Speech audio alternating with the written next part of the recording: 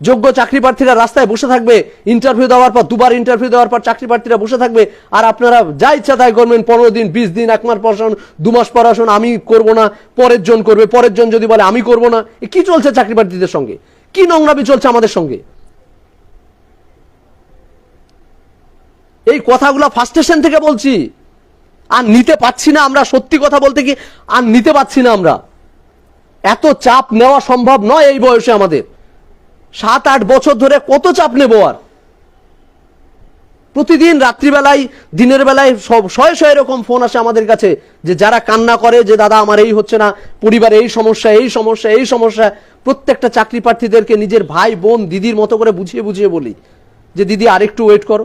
আরে আমাদেরও তো ফার্স্টেশন থাকে, তা সত্ত্বেও চোখে জল নিয়েও সেই দিদি ভাইদেরকে বলতে বাধ্য হই আরেকটু ওয়েট করো, হবে, আমরা চেষ্টা করছি। আর কত বোঝাবো?